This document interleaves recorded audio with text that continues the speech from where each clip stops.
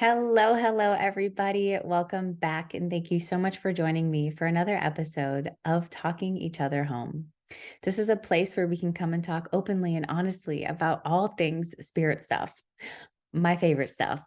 My intention and mission with this podcast is to interview people and get curious about their spiritual journeys, their stories, their lessons, their wisdom, their unique perspectives, so that it may empower and enlighten your journey and my journey as we walk and talk each other home. And so I am your host, Dani. Welcome back. And joining me today, I have Hamid Jabbar. And this is a really big moment for me because I have lots of love and respect for this human. And I was so excited when he agreed to come and talk on the podcast and be a mentor in Spirit School. And so in Spirit School, he's going to be talking about sound and spirituality.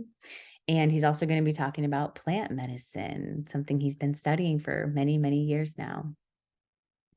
And so in this podcast, we talk about both of those things, actually. We talk a lot about music and sound and his journey through that, and being really good at guitar when he was in high school, going to music school at NYU, becoming a lawyer, still kind of in the music industry, and then going into more of the sound meditation and the healing arts and plant medicine and discovering stuff that way. So we talk about his journey through life and what's got him to where he is now. And we talk about the journey of finding your voice, which is a big journey I'm on right now. And it's something that I've been told my whole life that I can't sing. And Hamid was somebody that opened me up to the idea that everybody can sing. There's just a lot of people who have been told that they can't. And so now I'm on the journey of finding my voice. And we talk about how it's not just about singing, finding your voice. And when you are able to sing from this place of like no walls up and you can sing with emotion. And he made this beautiful quote about how singing is more like crying than it is actually talking. I just thought that was so beautiful because you're tapping into this emotional state and how that opens up other things and how you're able to speak your truth no matter what in front of whoever. And I think that's such a really powerful correlation to make in that singing your truth and speaking your truth and sort of unlocking this part of you is actually a really powerful thing that we have as humans. And it makes me sad to think about many people don't go on the journey of finding their voice, their true voice, their whole life. And maybe it's just not meant for them in this lifetime. But I hope this episode encourages you to explore and find your voice. And we talk about entrainment, which is something that I learned in his music course, the online one. And it's how we're always being trained to something, we're part of our environment. And so things are affecting us all the time, whether we live in a busy sort of urban environment or in a really calm, peaceful environment, everything's affecting us. And we have some control over that. And so we talk about entrainment, which I'm finding very fascinating right now. Story of finding your voice, mantras. Oh, you guys, I'm so all up in the mantra stuff right now. Like I have little Ganesha sitting on my desk. Here he is. I also have a couple Hanumans over there. So for me, the mantras have been everything. I mean, just I can cry thinking about it and building the relationship with these different chants and mantras. So we talk about that and how mantras are like technology for quieting our mind and almost igniting this new octave of us, not just sound octave, but this energy. Like if we chant to Ganesha, we're actually igniting that part in us that's this graceful power. Um, yeah. So before I go off on a tangent, we also talk about plant medicine. And Hamid's done lots of training and has lots of experience in plant medicine, and where he thinks that the industry might be going, what he's learned, and I think most importantly, what it's given him. And I don't want to ruin it. I'll save it for the episode, but it's quite beautiful. And how you take plant medicine and maybe the intention and what grows as you start to build a relationship with it and not just take it for different healing or expectations. Yeah. So beautiful. I could just melt thinking about it. It's just such a beautiful connection. And we talk about shamanism. Shamanism has come up a lot for me lately, and how it's not just, I used to think it was just for the people in South America who are serving the medicine, and it's them too, but it's also found globally. Shamanism is something that's it's in Ireland, It's in Japan, it's over in the West and Thailand. It's shamanism is everywhere. And we kind of come, human. It's like it's a human in an earth medicine. And so we even talk about how yoga is a little bit of a shamanic act. So anyway, we go down a couple rabbit holes and it's so good, you guys. And it is a long episode. So I encourage you to, enjoy every single minute of it, savor it. It's beautiful.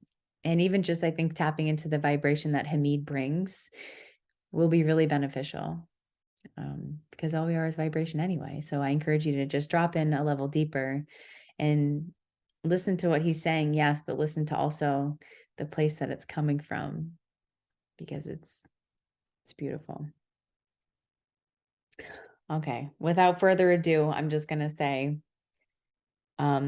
if you're interested in sound training, this would be a beautiful teacher for you. If you're interested in spirit school, come join. Hamid will be talking about 2 different topics, which you're going to hear a lot about in this podcast here. And that's it for now. Enjoy the episode, and I will see you on the next one. Namaste. Hamid, welcome to the show, Talking Each Other Home. I'm so excited to have you with me today. Yeah, thanks, Dani. I just became a listener of the show in the last couple of months. I didn't know you had a podcast, so I'm so excited. Thanks. It's kind of been evolving over the years, and I've just really grown to love it. And I love talking. I love connecting with people, and I kind of love picking their brain. And I'm just so curious, especially when somebody piques my interest and intellect about spirituality and kind of any way that could go. Is like, for you, it's like sound, plant medicine, the way the body works, and different things like that. So I've been interviewing people that are medicine for me, and it's actually worked out really well and created some really great conversations. So this is a big moment for me to have you here, because I think of you as like this teacher who resonates with me and my path so much, but I'm just like a baby on the journey. So this is a pretty cool moment for me, actually. We're all babies, actually. It's constantly being reborn and realizing how infantile we really are. But actually, that's where the magic is, I think. Like, you look at babies, there's so many possibilities. Whereas, like, opening possibility is where you really start to connect with the divine, I think. And the narrower we think we are, the more we define ourselves, it starts to become less of who we really are. So it's good to be a baby on the journey, always, for all the babies. Okay, cool. And what you said about titles, that's actually funny you said that, because I asked you, what do I call you for spirit school? Because you're coming on to talk about a couple of things with us. And I was like, but then after I asked it and I was waiting for the answer, I'm like, what do you call anybody? And the more people become more spiritual, like guides and teachers, and they just kind of are the way that they are, it's kind of hard to define them. So I stopped asking people because it didn't feel right anymore. Yeah, I mean, I have letters I could add after my name. I have a bachelor's of music, I have a JD, I have all kinds of certifications, but I think it's like the more letters I would add after my name, the less I actually am defining who I am. And so it's really challenging these days, because I think the way that we're conditioned is we want to say, oh, he is a so-and-so, he is a this and that, a shaman, or a sound teacher. And one of my favorite quotes is Kierkegaard, who says something to the effect of, if you name me, you negate me. When you name me, you destroy all the possibilities of what I might be. So sometimes leaving things unnamed keeps open, that universe. So my business cards, which I have, and I haven't given one out in years, just has my name and my phone number. They're like, what is it? What do you do? I'm like, no, that's just me. You want to get in touch with me? Get in touch with me. Yeah. I love that. If you name me, you negate me. And that reminds me of another quote that says, a God defined is a God confined. And even the Tao that can be named is not the Tao. It kind of all goes into that same thing. And I love exploring that topic too. It's like there are no words to explain it, which I think makes spirit school a little bit hard, and why it's like there's all of these things, but it's all this and beyond the beyond. This is just a path. Yeah, that's the realm of artists and poets, because what that kind of language in poetry does is try to capture that, that's beyond the words. It's in the words, but it's taking you to a place. It's taking you to a feeling or emotion or a sense that kind of borders on, like synesthesia, like where you can hear the sound sometimes in a ceremony, but like see it too. You're like, oh wow, I see the sound, but I can taste it. And it's got this like, and it's really hard to like even define that, like that experience where everything is connected, and it's beyond our senses. So yeah, anyway, I'm with you on that stuff. The words become challenging, but they're necessary. Yes. So I guess just I want to know a little bit about your journey. I know that you practiced law for a little bit and then kind of got into more of what you do now. And you went to music school before law school. Was that before that? Or I'm just Yeah, curious how you got into what you do now, because you're so practiced and it's such a crisp, polished thing that I'm just curious how you got there. I was a very strange child, always doing weird things, also very curious about a lot of things. I just remembered this memory about 3 weeks ago, so I'll share it because it's fresh in my mind. But I had this memory come when I was maybe 10, and my parents didn't have a lot of money. They were working immigrants, and so they were doing weird things. And I remember my mom took me to some university, and they were doing child psychology experiments. I guess you got paid to like bring your kid there. I don't remember what the experiment was. I just remember being put in a room with a bunch of other kids. And at some point, they're all doing something, and I just leave the group, and I see this big mirror wall. And I just go over to the mirror, and I'm like looking at myself and like doing weird things. And then I get the notion that maybe I should like really put my face up to the mirror like this with my hands covering my eyes and make it really dark. So I do that, and instantly I see that there's a whole room on the other side of people watching us. And I was like, whoa, that's like peering through the looking glass. And I mean, this kind of tells you what kind of child I was, because I obviously wasn't doing the thing they wanted me to do. I was looking more on these other things. But so when I wanted to go to college, my parents basically said, you need to figure out a way to go because we can't afford it.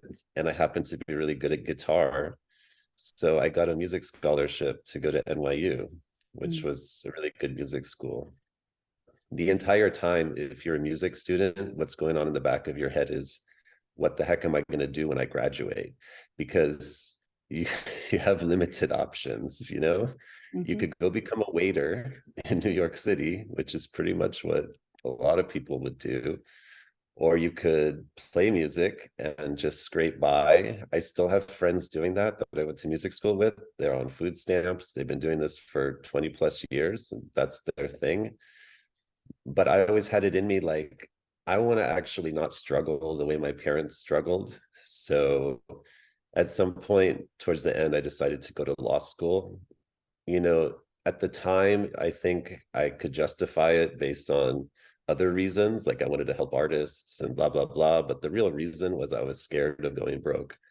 And I actually was really scared of law school because I didn't have an undergraduate education worth anything. I mean, while other people were taking real classes, I was taking music classes.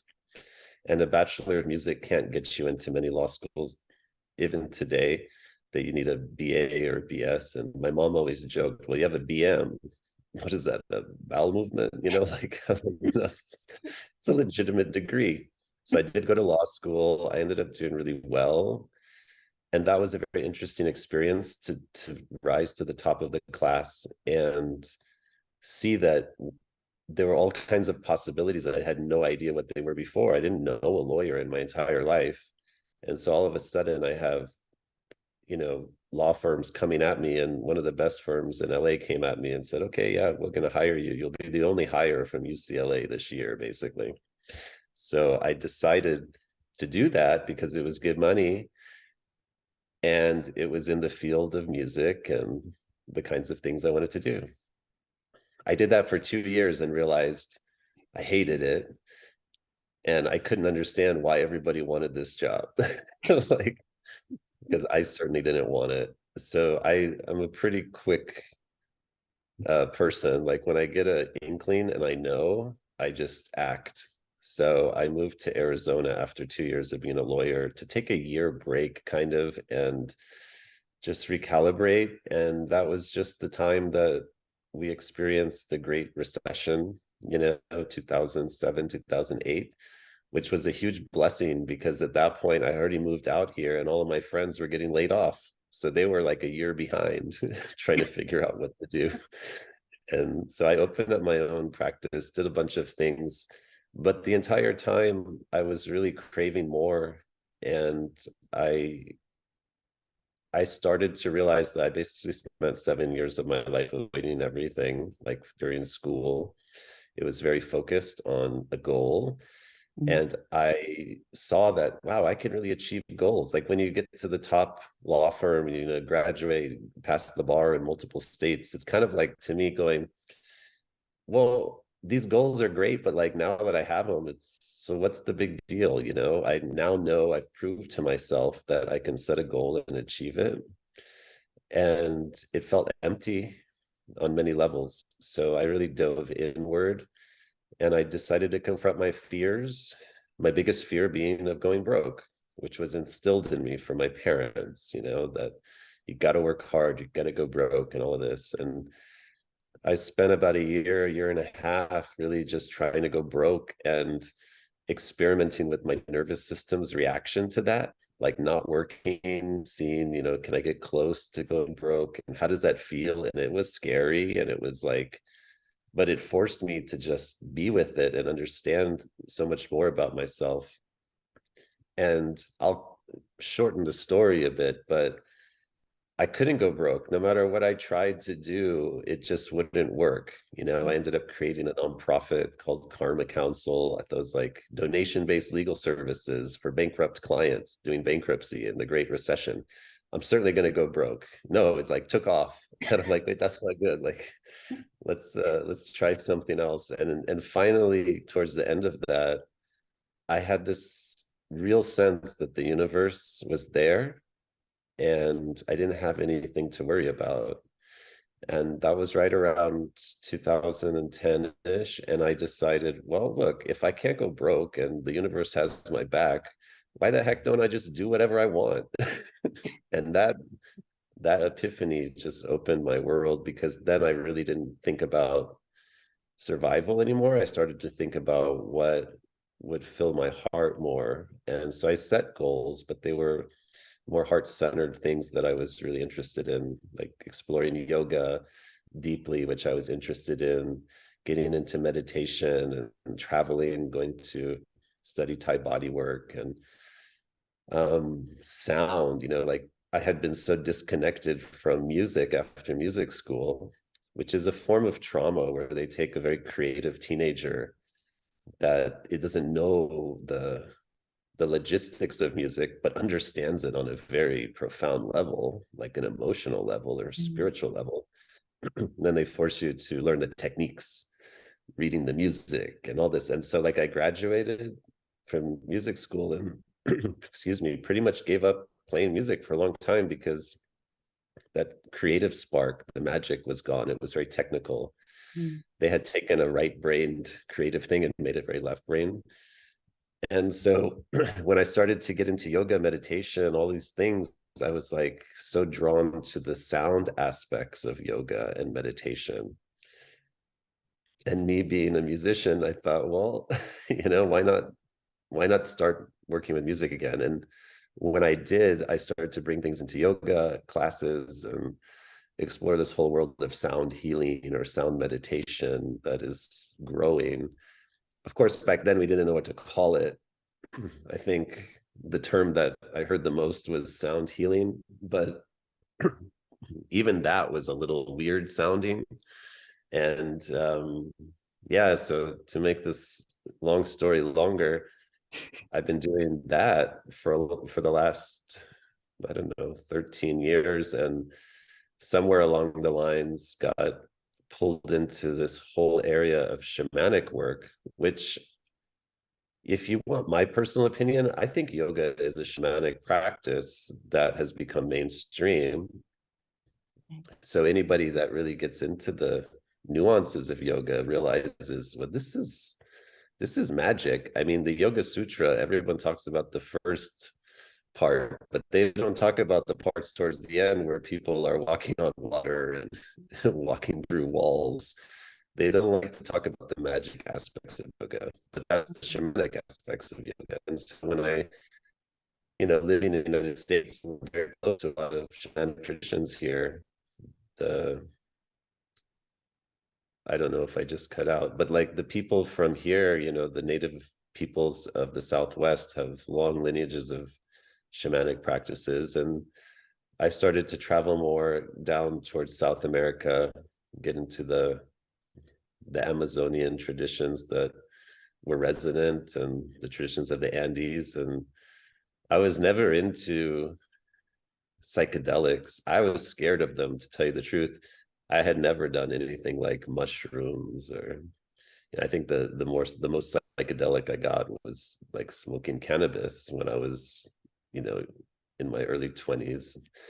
Um, but there was something about the pull of these plant medicine traditions that went beyond the substance, went beyond the plant. And it was really the whole use of sound and meditation. And it wasn't about, to me, the plant itself, but where it took us, what the possibilities, and it's sort of like meditation and yoga. So started to really dive deep into that and make all the connections. We're all searching for the same things, and everybody's got ways of getting there. And so what do I do today? I don't know. I'm all over the place lately because plant medicine, sound are places where I spend a lot of time, but then also really diving into some new stuff, which is kind of shaking the foundations. I think there's a lot of assumptions that are wrong. So I'm really into busting paradigms. And so that's taken me down some paths with working with minerals and just health and deconstructing some of the dogmas that are out there around everything, mainstream health, but also even the alternative health and even the plant medicine world is filled with dogmas. And so here I am getting to chat with you and meet people like you who somehow come into contact with me over the years. Does that help a little bit about my story? Yeah, that's amazing.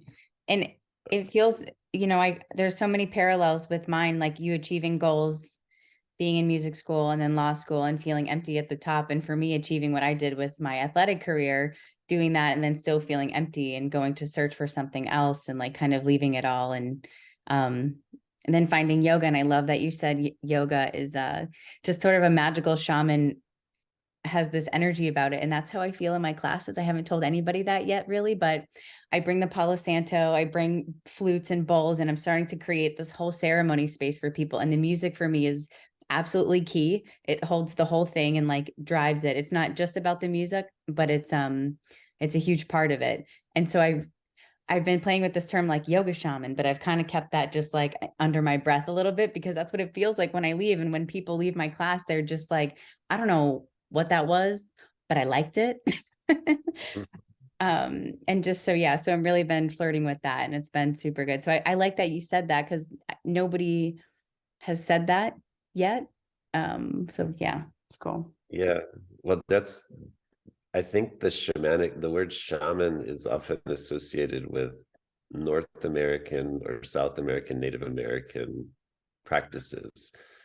But when it was originally coined, it was referring to Mongolian practices, so from the East. And even if you dive deep into things like Theravada Buddhism, like in Thailand is where I spent a lot of time in the Buddhist tradition. Now their brand of Buddhism is very unique. It's very different than like Zen Buddhism or Tibetan Buddhism, and then there's a whole subset of that that is completely shamanic. I have all these tattoos on my back, and they do spells and they do all kinds of interesting things. It's almost like the closest term we would have, which just doesn't really give it justice, is like witchcraft. But then to see that like put into a big major religion like Buddhism, I think for me it opened up that aspect. And then knowing the history of yoga was pretty rebellious. I mean, although it shares texts that come out of the major that existed, a lot of the practices of yoga, they're very strange and esoteric. So it's a shamanic subset in a way of a bigger belief system. Yeah, something I'm starting to get tuned into now. And when I first heard about shamanism, I thought it was just for people in South America, the curanderos that are leading the plant medicine ceremonies. That's how I was relating to a shaman. But now I'm starting to understand it as a global sort of thing that has popped up everywhere for like very like ancient times, everywhere. And even in like, I was talking to a girl yesterday about witchcraft, and it sounds very much like shamanism, like the way she was saying we connect to the earth and the directions and this and that.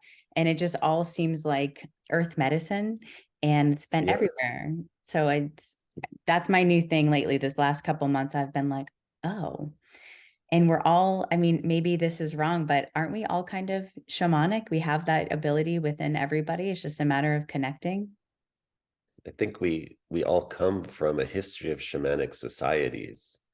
And when you put us in the mold of modern societies where there's a big piece missing, you kind of create a traumatic experience for life. Because humans of all walks, as you mentioned, doesn't matter where they're from, for before civilization, and there's examples of this now with people who still live these more connected lives, that these practices are just part of humanity.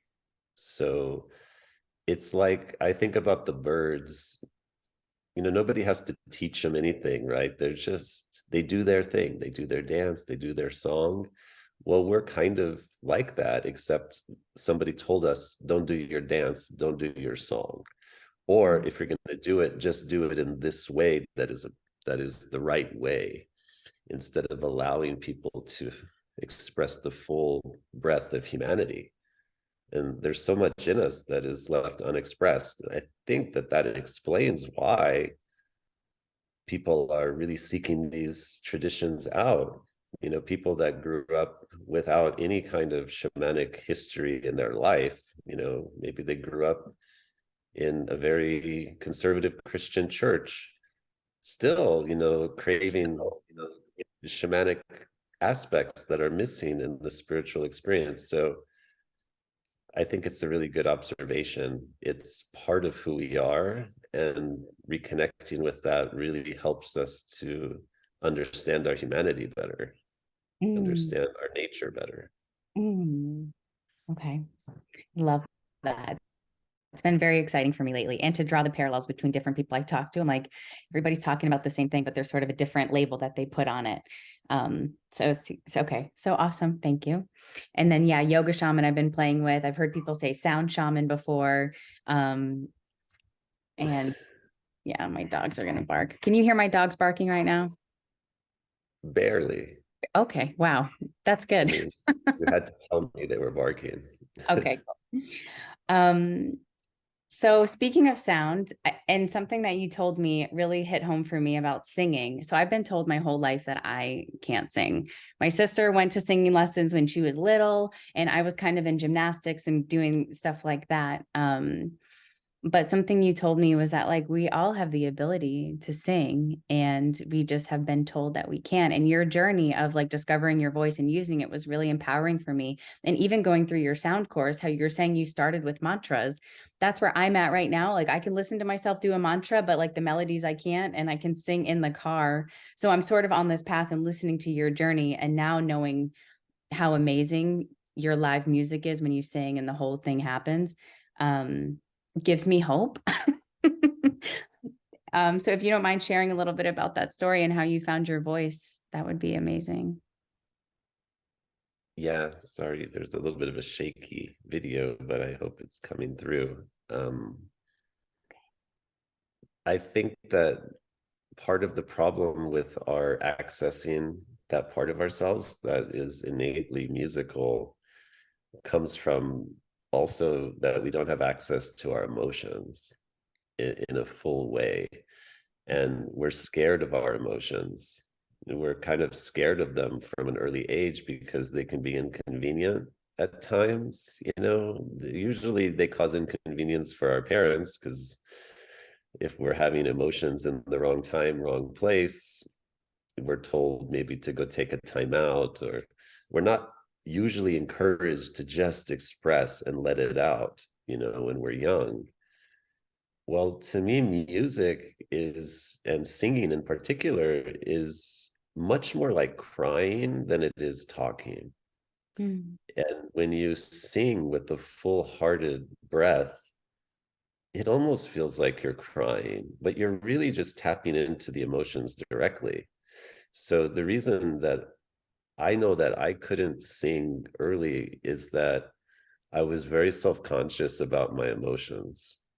And I see that with clarity now. At the time, I just thought that I couldn't sing. As a guitar player, I could play guitar, tell me to sing something and it was tight, it wouldn't come out. I could never find the pitch.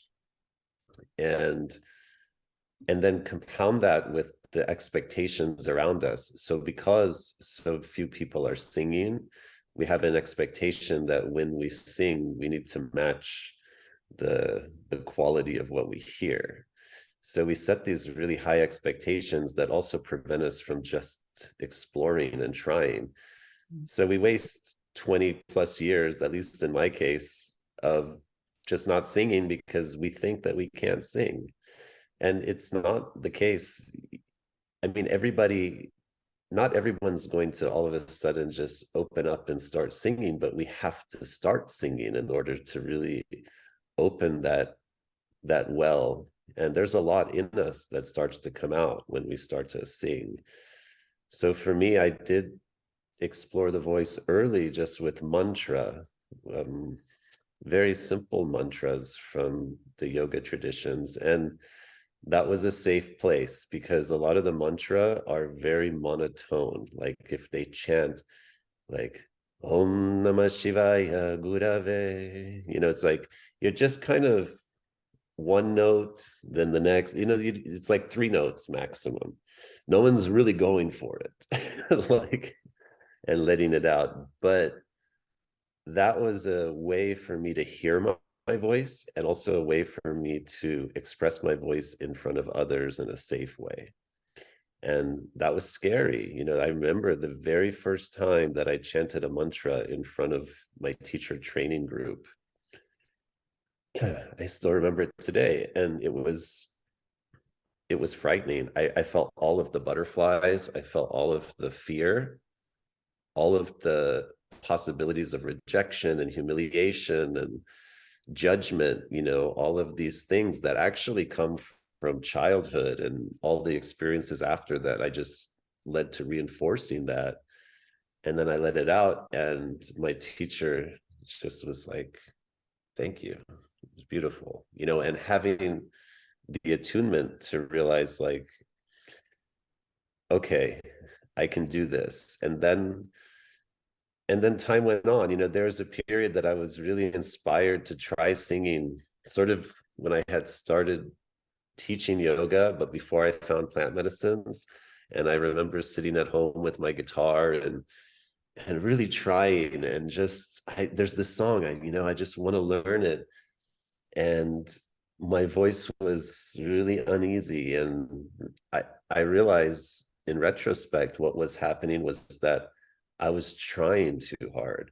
And when you try too hard with music or art, you're put into a really analytical frame of mind. But singing has to come from a place that is less thought out. It has to really be like an emotion. You're not thinking, I'm going to cry, I'm going to yell, I'm gonna, it just happens. And usually then that censor part of you, the is like, wait, I maybe shouldn't be doing that, or but then it's pouring out, so it's pouring out. So when I did find my way into working with plant medicines, the two that I primarily worked with and still work with are ayahuasca and wachuma, or wachuma and peyote, but wachuma, so cactus medicine and medicine from the jungle. I ended up down in the Amazon, and part of the initiation that I was going through, I didn't know it was going to be like this until I had already paid and signed up and was booked. And then they sent just in advance some Icaros with some like recordings, like, here, you may want to listen to these and hear the words and hear what the words mean. And maybe you want to think about practicing these before you arrive in the jungle. I was scared out of my mind. I was like, wait, you mean I'm going to have to sing? I thought it was going to be a very small part of it. I thought it was going to be all about, oh, like, this is how the plant grows. Let's, just get into the technical aspects. And then I got there, and the curandero basically said 95% of what you do as a curandero is your voice. That's what he communicated through the translator. And I thought, oh, great. What have I gotten myself into? And so in the very first ceremony that we had in his practice, they ask at the end, does anybody want to sing? Well, they put us on the spot that time, because they went around and said, Dani, would you like to sing? Or Hamid, would you like to sing? And I didn't know any of those Icaros that they had sent. I should have probably studied them more. But the medicine was strong, really strong. And a lot of um, my protector parts, my parts of myself that would censor were just offline. And so I started to sing a song called Please Prepare Me. Please prepare me to be a sanctuary. And I sang that, and I heard my voice very differently. I was almost like I was hearing my voice as somebody outside of my body. Have now I hear my voice recorded all the time, but I remember the first times I heard my voice recorded, I was like, oh, that doesn't sound like me. Because you're not used to hearing your voice from the outside, you're used to hearing it from the inside.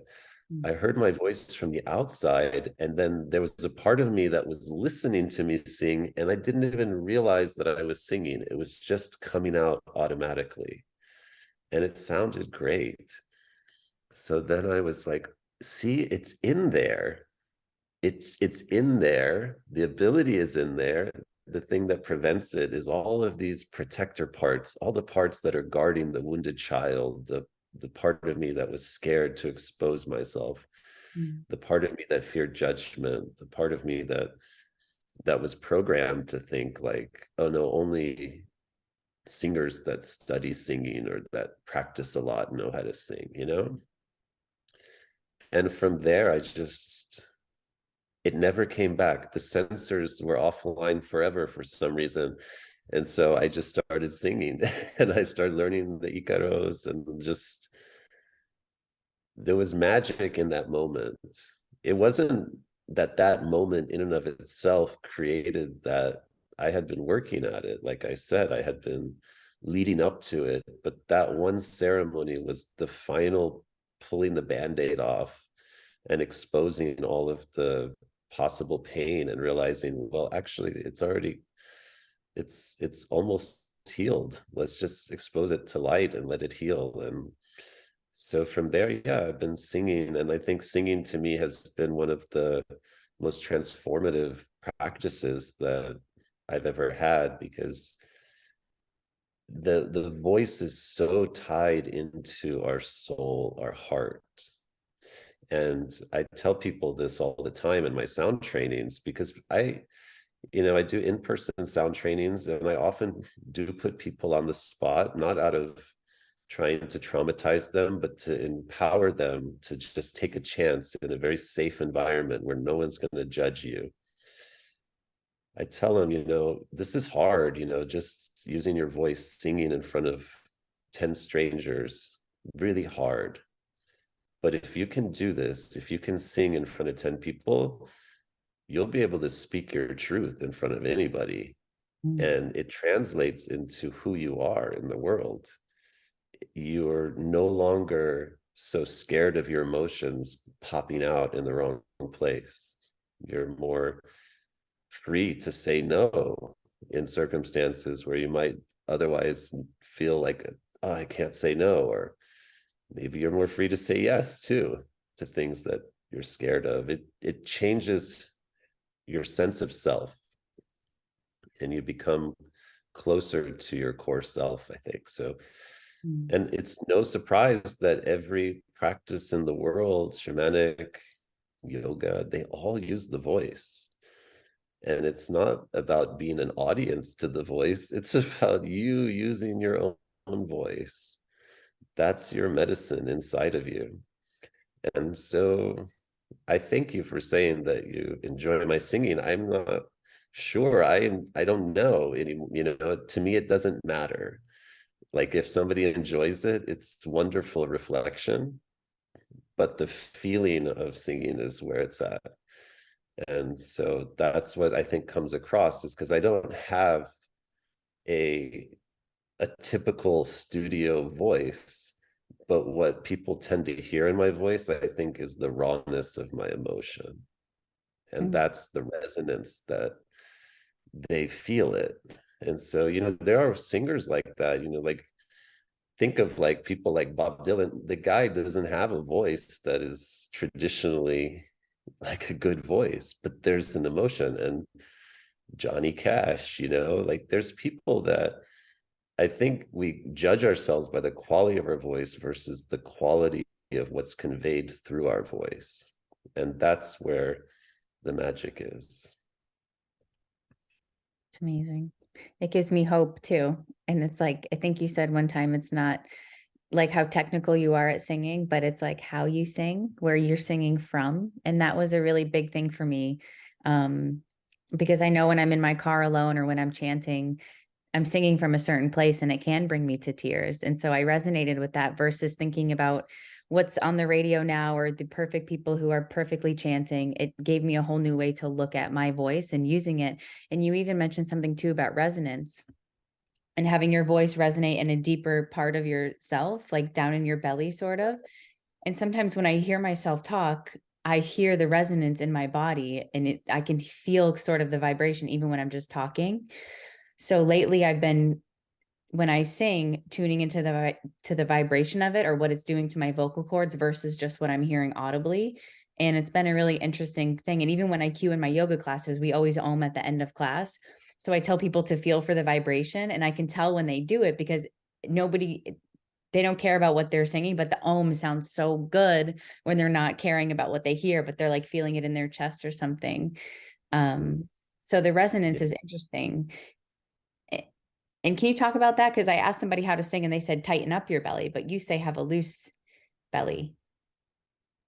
Yeah. Well, most people's experience with their core is naturally tight.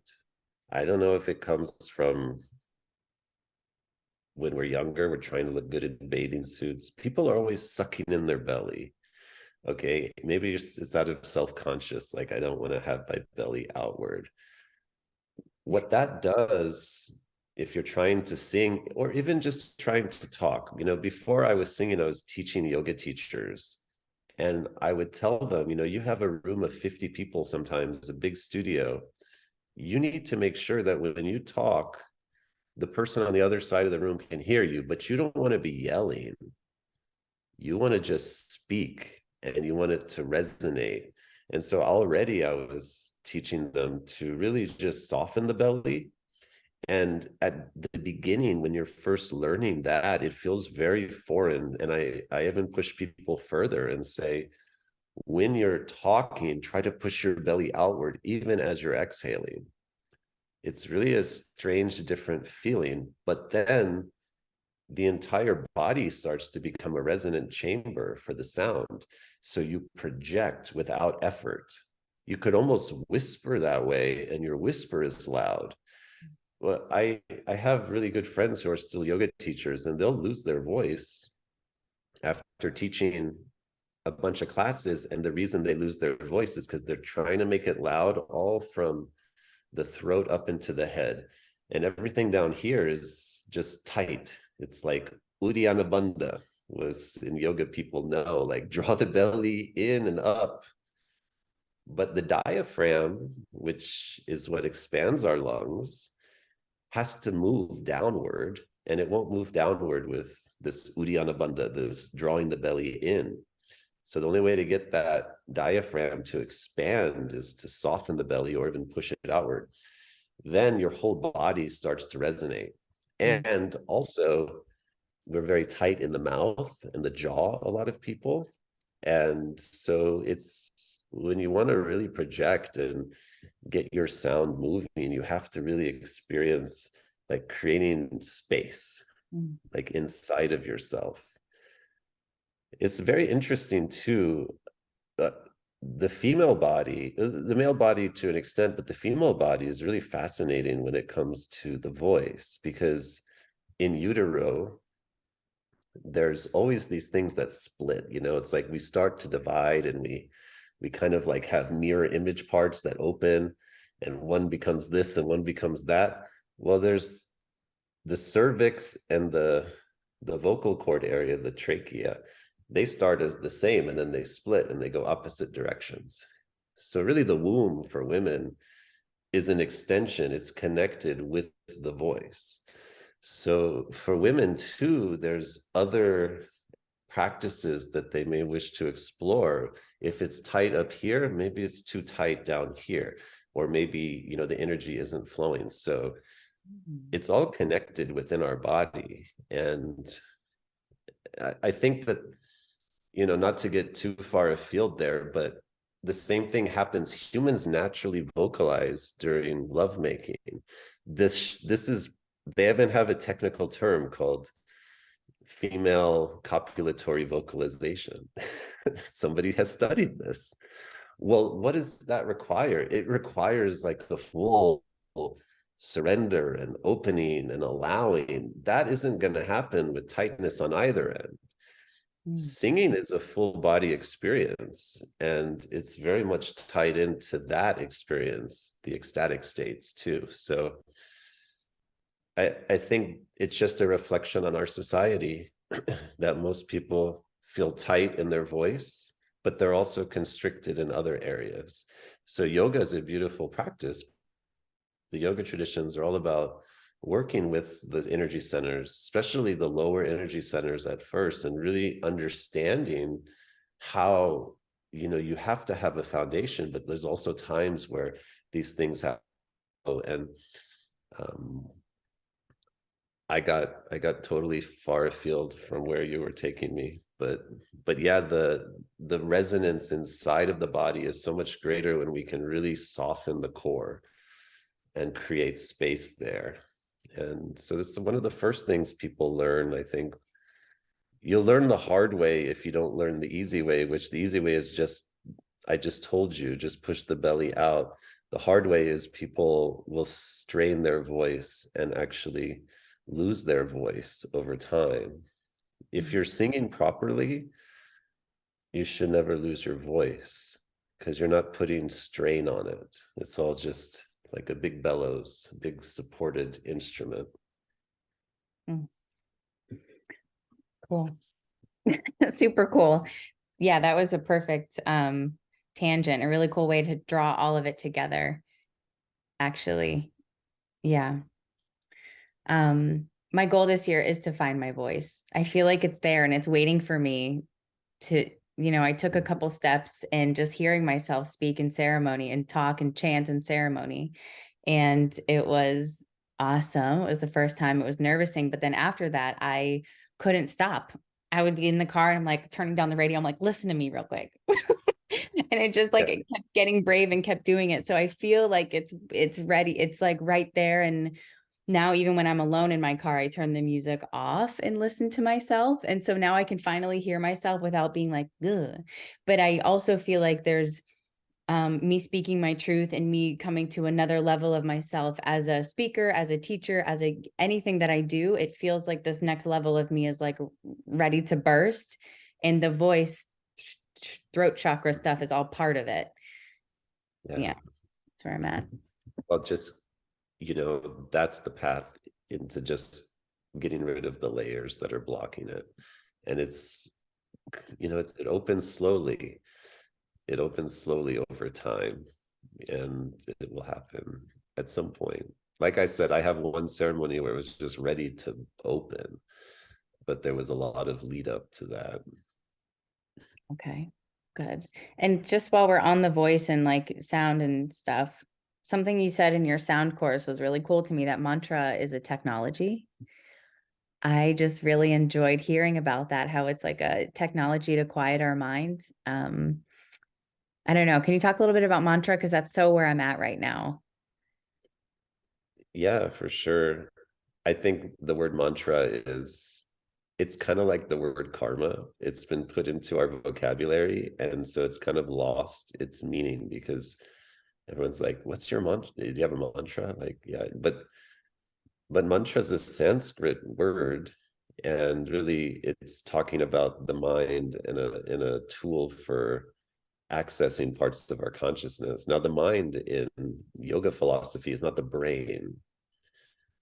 This is like a different conception of what mind is. But mantra, and there's many types of mantra, but just to keep it simple, like a lot of the mantras have a purpose.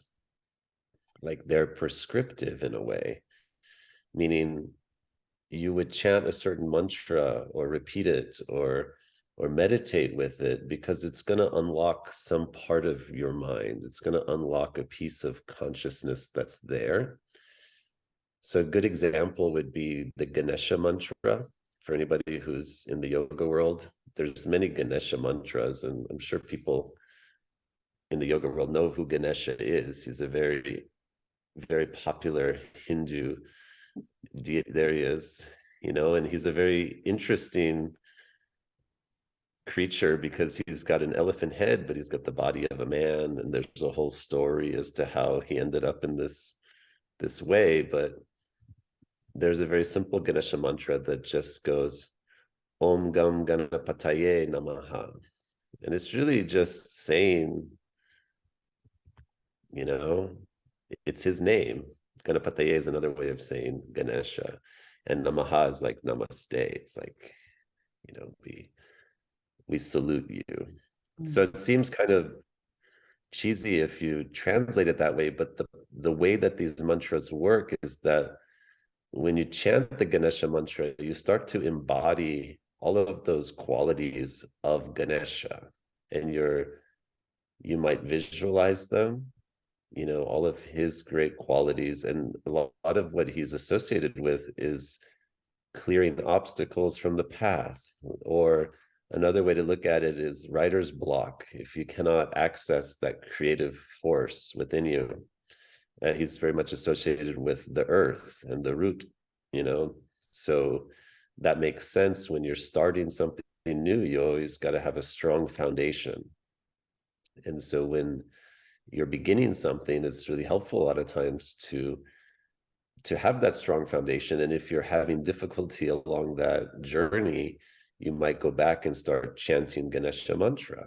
And in the cosmology of the practice, it starts to open up that part of you that is reflection of Ganesha, because we all have this kind of inner elephant, right? This strong, but not aggressive. The path is there.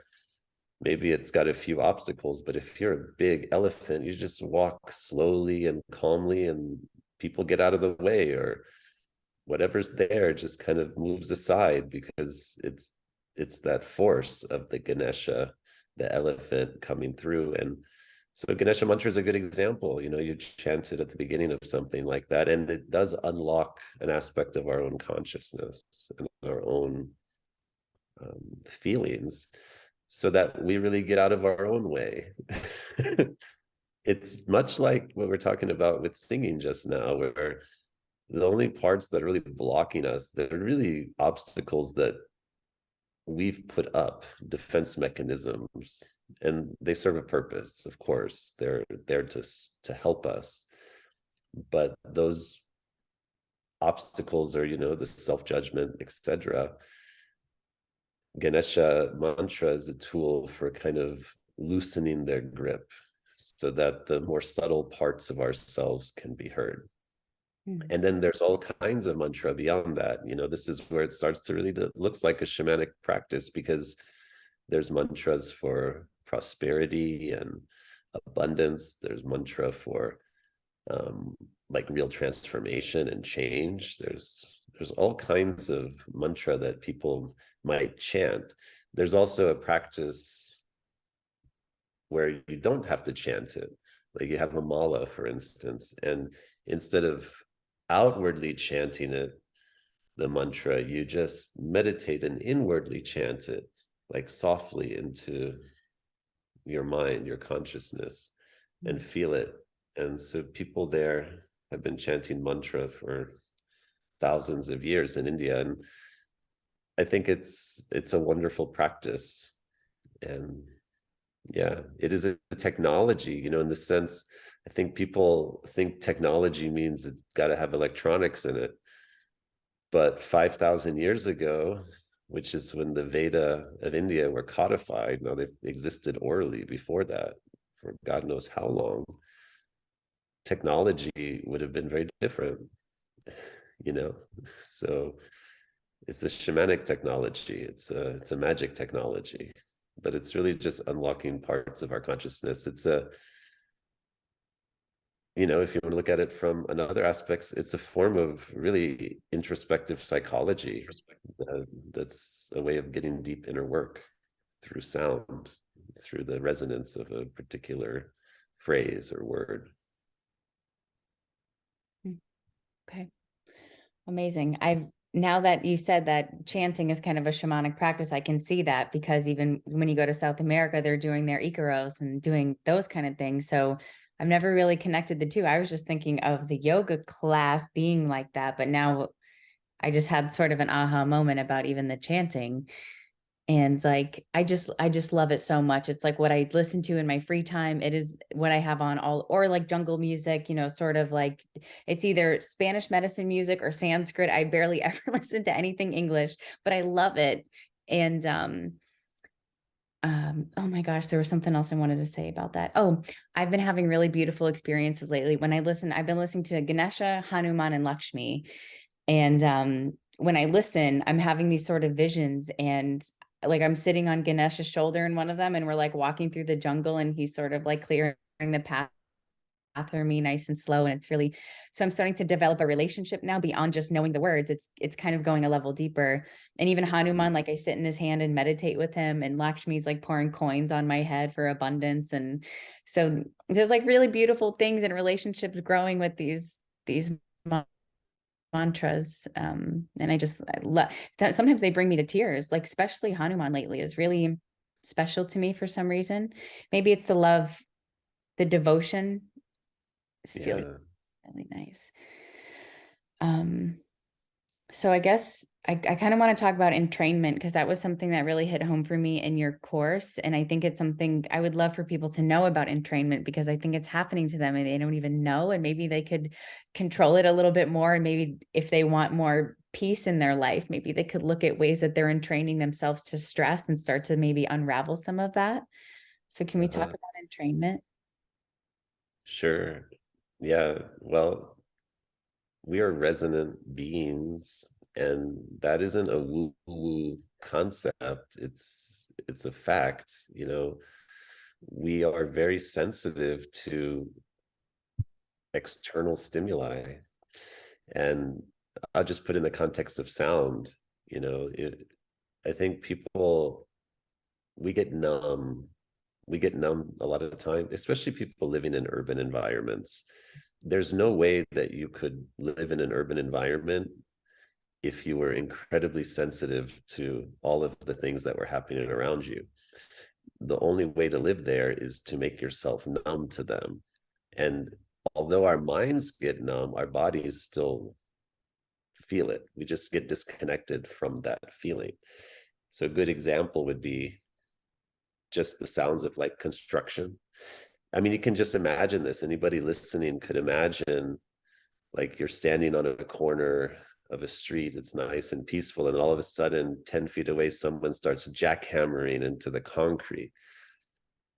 Your entire nervous system is going to respond to that vibration. It's going to increase the heart rate. You're going to have a feeling. There's probably going to be an emotion. When I say that people get numb, what you end up doing is dissociating from the body and tuning it out. That's what we're taught. But it's not just those kinds of sounds, it's all sounds, even pleasant sounds, like the sounds of birds. Like you sit outside and you hear the birds chirping. It feels nice. It feels good for a reason. You know, those are the types of sounds that have, for countless thousands, millions of years, signaled that all was right, that everything was going well. And so our anatomy is built to hear that and be like, okay, things are nice. So you're going to be calm, you're going to be happier. The concept of entrainment is just that, which is that we're not living in isolation from our environment. We're connected to everything around us. We're also resonant with people around us. So if you're sitting next to somebody who's super happy and giddy, you know, like you might even start to feel that, like, oh, I feel like this feeling, or like laughter, like one person starts laughing, it's contagious. One person starts yawning, that's contagious too. You know, by the same token, you walk into a room and there's people in there, if the energy is such that they were discussing something really awful, or they had anger or frustration, you sense it immediately. It's almost as though you don't have to hear what they said, because there's parts of us that are connected through this still yet fully unknown way, but probably through heart coherence, meaning we can sense each other's heartbeats and we can sense other aspects. And so our environment changes our bodies, changes our moods. One of the things that is really helpful to understand is that this is one of the things that music does. You know, music is a very mysterious thing. You know, why is it that a certain series of notes makes us smile, just that sonic expression? And then why is it like another series of notes, a different key, a different scale, make us sad and cry? You know, music has this ability to really entrain us. Now, I think the piece that you mentioned is that people can help themselves by first just understanding that this is happening. Um, I used to live in the city. I lived in New York City, then I lived in Los Angeles, then I lived in downtown Phoenix, and I got increasingly more sensitive as I moved to quieter cities. Now I live way out in the country. You've been to my house. There's hardly a lot of sounds out here. So because of that, I'm entrained to a very calm environment. When I go to the city, I notice everything. There's a hum, there's a buzz. It doesn't feel good, you know? And I think people first should just become aware that they're being influenced by everything around them and admit it to themselves and start to pay attention. You know, this is what mindfulness is really trying to teach people, I think, is just sit there and listen and become aware of what's going on, and then also become aware of what's going on within you. Because it's usually in resonance with the outside world. Um, but I call it, just curating your diet of sound. That would be the first step people would take, which is I have some agency over the things that I'm exposed to. Now I'm using sound, but other things entrain us as well. The light, artificial lighting versus natural lighting. Mm. Um, we get entrained to other people's emotions to a degree. So interestingly, our biology doesn't really know that the people sitting on a television screen aren't real. This is why you can cry, with movies, and you feel scared, or you watch something that's gruesome and you actually flinch. We're having a physical reaction, and our body is telling us like, oh my God, this is affecting me. So we can kind of curate the types of things that we expose ourselves to. Like if we want to feel more peaceful, maybe we should limit our exposure to things that aren't very peaceful, such as, the 24-hour news cycle doesn't need to be playing on the TV. I mean, there are people I know, I go to their house and it's like the TV is playing whatever cable news just nonstop. And all of those people that I've observed that are like that, there's a level of anxiety. Everything is really, they're ready to talk about how bad everything is too. So, but one of the problems with entrainment is that like attracts like. Mm. So because it's a feedback mechanism, so if you're in a very peaceful state, you're going to seek out peaceful sounds, peaceful environments. But if you're in a state that is anxious and fearful, but you don't recognize that, you're going to seek out things that resonate with that too. And you can tell a lot about a person based on the music that they listen to. When I was a yoga teacher, I used to just find this fascinating. Again, I'm always the weird kid that's like not paying attention, but I would listen to like what music the teacher is playing. That will tell you a lot about the emotional state of that teacher or where they're at. And so, I've been in classes where it's like the songs are like really intense and like they're trying to entrain me to this other vibration that is like way more intense than I'm at. And I don't feel good. Then I leave the class going, oh, it feels good to be out of that class or something.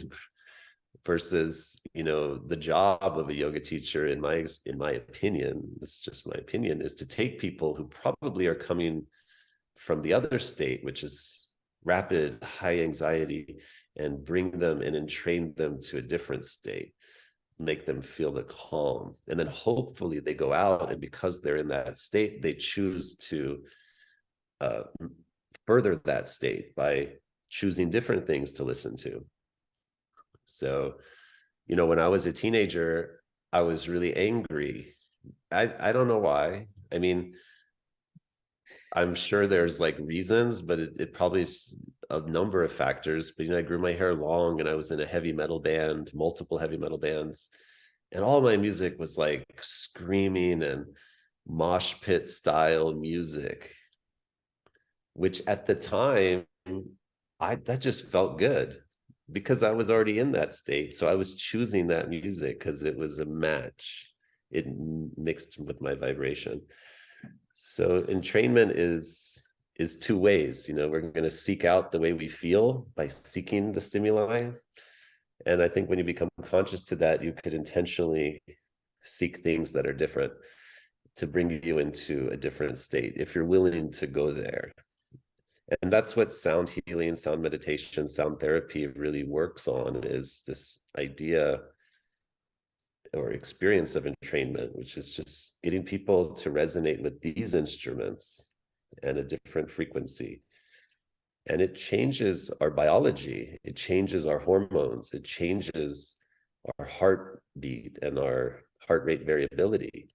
Mm. And it can have profound impacts on our health. So I think it's important for people to realize that the world isn't getting any quieter, especially in urban areas. And there's definitely a noticeable effect on people's psyches and their health, mental health, that's contributed to by this kind of effect. So maybe one of the reasons, again, that sound healing is blown up in the last 10 years, it's like emergency room medicine for a very noisy world. Mm. And people need to come out of that world and find a space where they can reattune themselves and train themselves to a more natural state that they're craving on some level. And so, yeah, entrainment is a fascinating aspect of how we operate. But I think it just reminds me so much of many of the parts of the shamanic traditions that I was under, and I still resonate with, reminding us that we're not separate from anybody. The separation is really an illusion, that when someone else near us is going through something, in a way we're going through it too.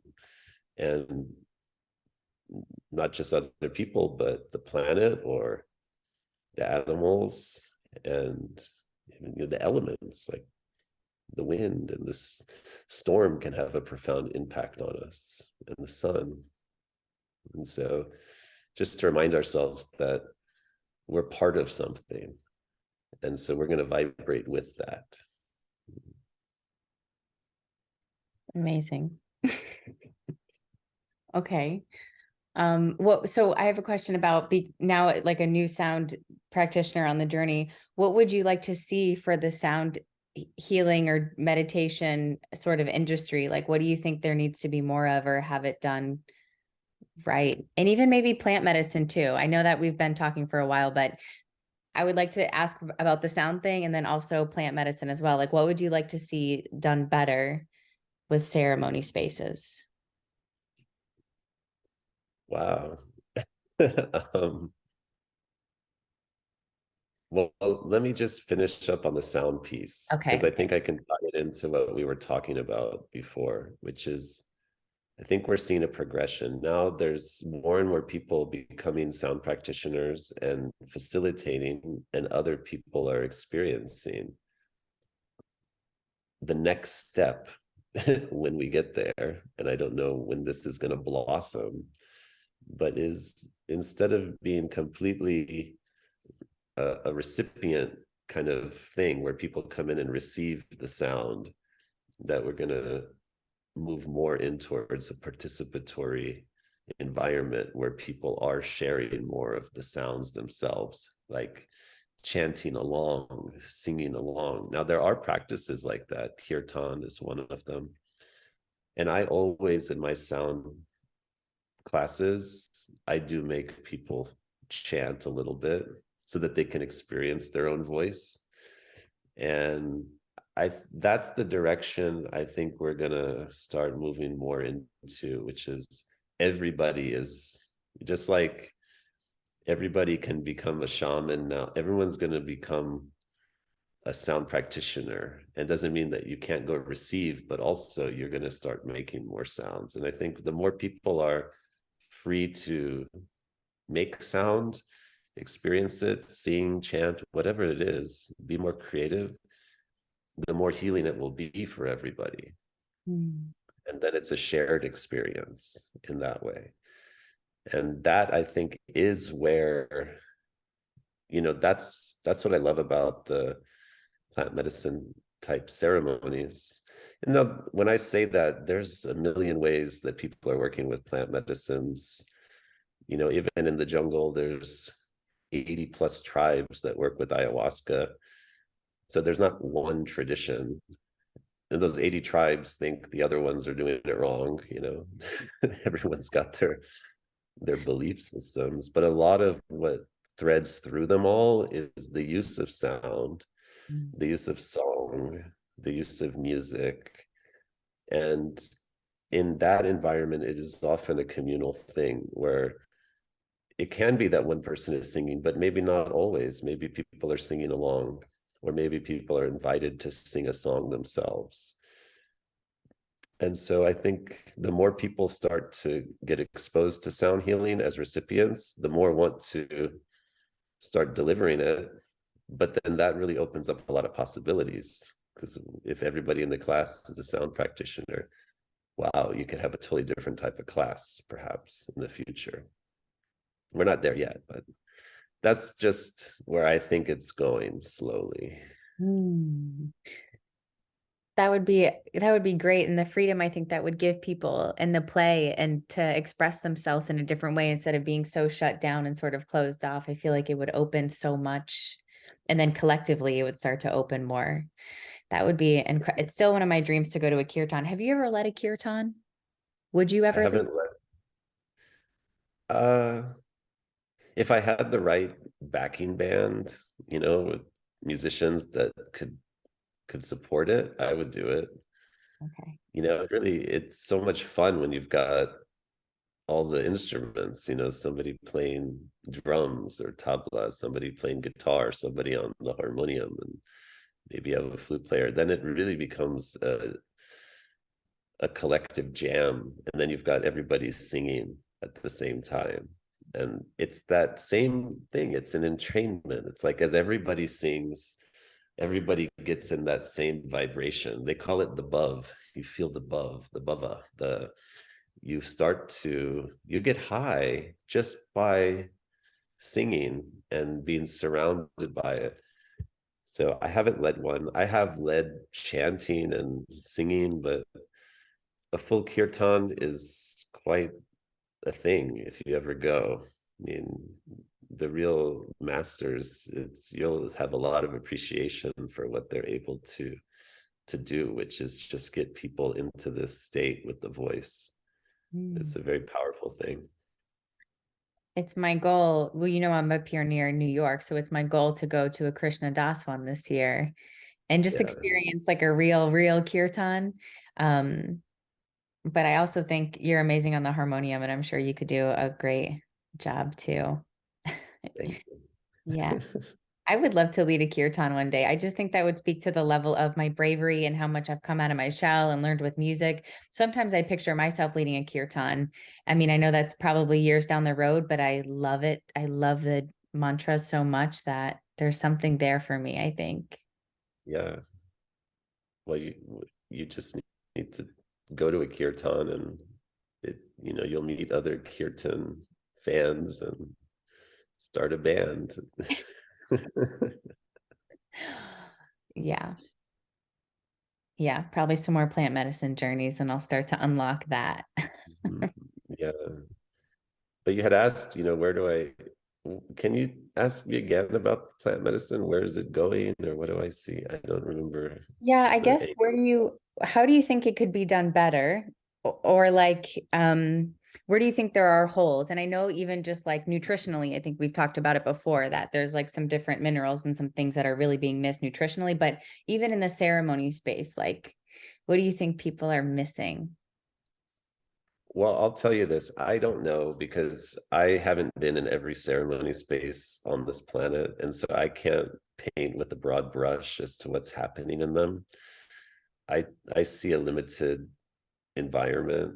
And so I hear from other people, and I have been in, traditional ceremonies and non-traditional ceremonies, but it isn't a common thing for me. But I guess, one observation I'll make is that just like what happened with yoga, that's kind of the blueprint for what's happening with plant medicines. At the beginning, when yoga came to the United States, it was a very small niche group of people who brought practices from India that were very kind of by the book in a way. Like we'll practice Ashtanga yoga the way that Patabi Joyce taught it, and then you had Indian teachers coming, like Bikram, who created his own whole thing, and then what happens is like then you start to see the second generation, which are people that were learning yoga from people that were teaching in the United States. And with each generation of teachers, there comes innovation. So you start to see things like vinyasa flow, right? Or I mean, fill in the blank. Now there's so many different styles of yoga Mm. that look very different than the way that yoga looked even 50 years ago. And then the evolution becomes there's a yoga studio on every corner, Yeah. and there are yoga franchises, and yoga is a, I don't know, multi-billion-dollar industry and business. That is exactly the way that plant medicines have gone. 20 years ago, anybody working with ayahuasca was probably really strange in the United States. There were people going down to the Amazon working with ayahuasca, perhaps, but wasn't very commonly worked with here. It was very fringe. Then it started to get into the mindset like 10 years ago, more ceremonies in the United States, and more of an evolution away from some of the ways that were being practiced. And then now to the point where there's a type of ayahuasca ceremony for everybody. There's ones that are still based, they're kind of using the indigenous model. Then there's some that are completely foreign. You would never know. It's completely different music. It's incorporating Western psychology, upon it. And then it's just branching out. And then with the birth of psychedelic assisted therapy coming, they can't open up the ketamine clinics fast enough, it seems. And then what's going to come next is psilocybin, and then maybe ayahuasca, maybe Wachuma retreat centers, and maybe one on every corner, just like what happened with yoga. How do you So, feel about that? Do you think that's a well, good thing or a bad thing?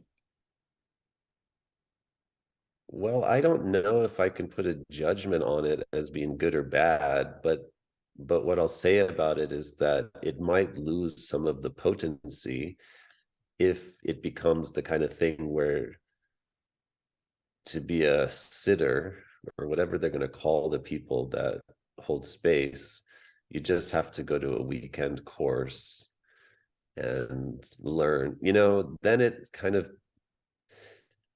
or maybe it turns into like what happened with yoga, which is that you go to a 200-hour training, right? Which is a lot of hours, but definitely not enough hours to like be a yoga master. It's like it's enough to probably not, it's enough to know to teach in a studio like a 1 hour 2 hour class, right? So I think you get more practitioners, people exposed, but less depth. Mm. And maybe that's okay, because a lot of people are not ready for the depth. I think, one of the things that I've noticed in the plant medicine world is that people they want it. They want these big experiences. They want to have these deep transformations, or at least they say they want it. But many aren't ready for it. I mean, there can be really interesting things that could happen if people come to ceremony and they get all kinds of ideas, but it can throw them for a loop too, because then you have to go back to the life that you created for yourself Mm. and really confront whether, that is the life you want. So I think some of what I see is that I view plant medicines as like the doctorate degree, the master's degree, and that there's some logic to first going to elementary, then going to middle school, high school, college. But people coming to a plant medicine ceremony without having any of the background in any kind of self-work, spirituality, deep work too, like graduated from the basics and on, they're not necessarily going to reap all of the benefits that are possible. Again, Mm. is that good or bad? I don't know. I can't put a judgment on it. One thing I'm more concerned about is just the availability of certain plants like ayahuasca because it is a slow growing plant and it's pretty extractive. If the entire world wants to have ayahuasca, but it's only being grown in the Amazon, and we're extracting that resource for our own somewhat selfish desire, which is to heal ourselves from the world that we created for ourselves. So it's like, I see an aspect to that this doesn't seem logical. Like there could be better ways. Like maybe we should really just deeply question some of the things about our lives that we take for granted, the way that we parent, the way that kids are raised, the way that we school kids, and all of these things that have led us into the adulthood where people are seeking to transform. Why don't we start earlier so that we don't create a whole generation of adults just seeking to transform themselves? Why don't we figure out where it went wrong and do that versus jumping to extract this beautiful, amazing plant, which,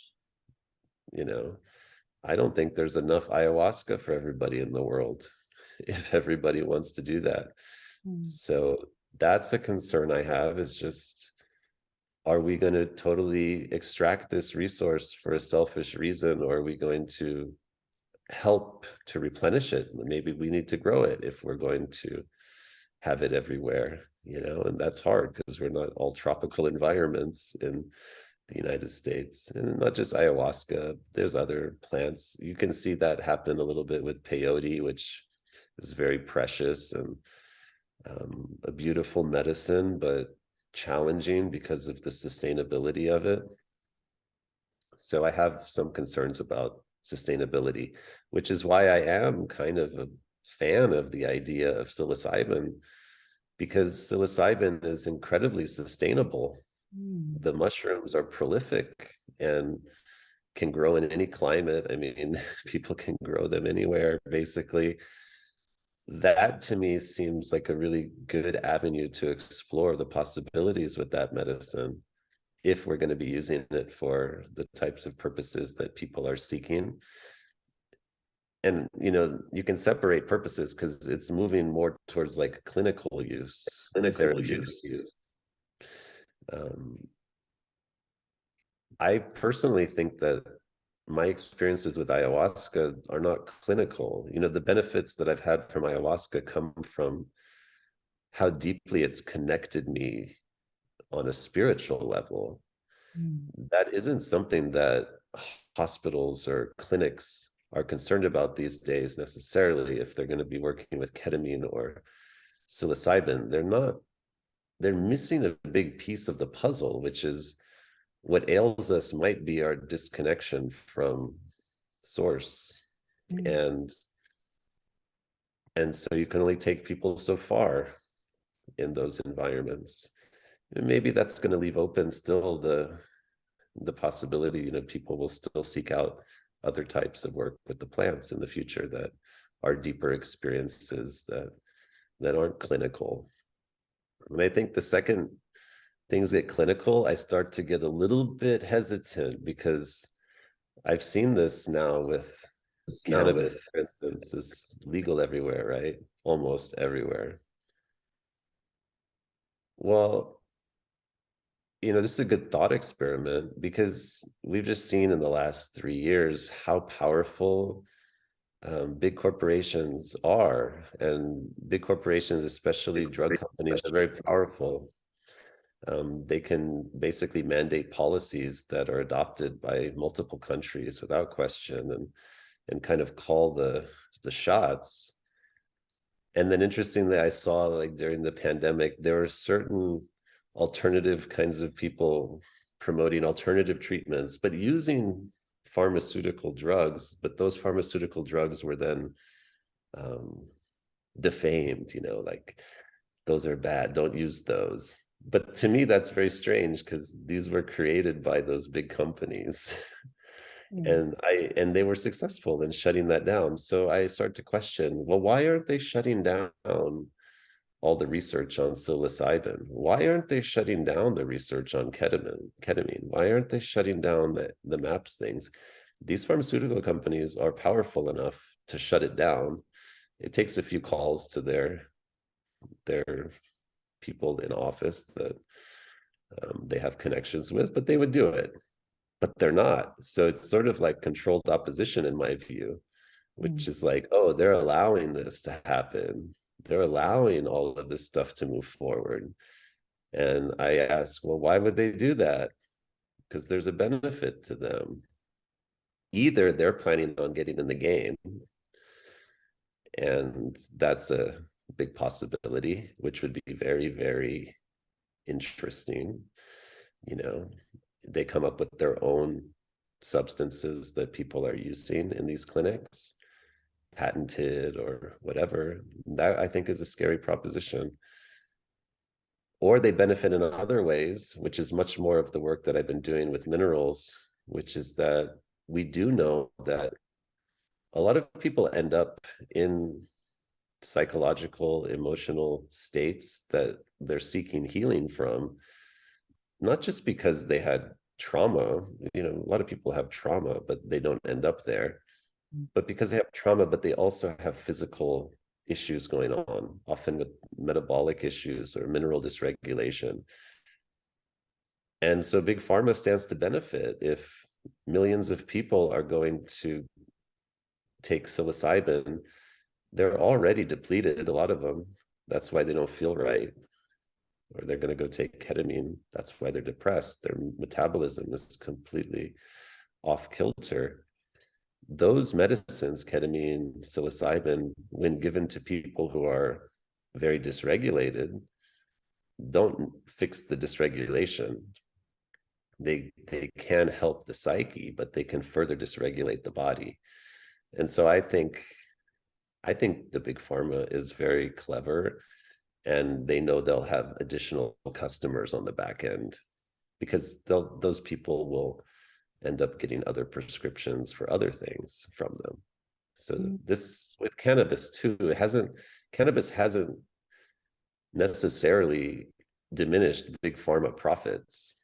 In many ways, it helps them, because that plant is tricky, and a lot of people can become dependent, but also to the point where they're hurting themselves and they end up causing damage, and then they have to seek out. So I start to get a little worried when things start to become legal, because, you know, that's the way my lawyer mind works sometimes too. Like, what's the hidden agenda here? Mm. I can definitely see all of that.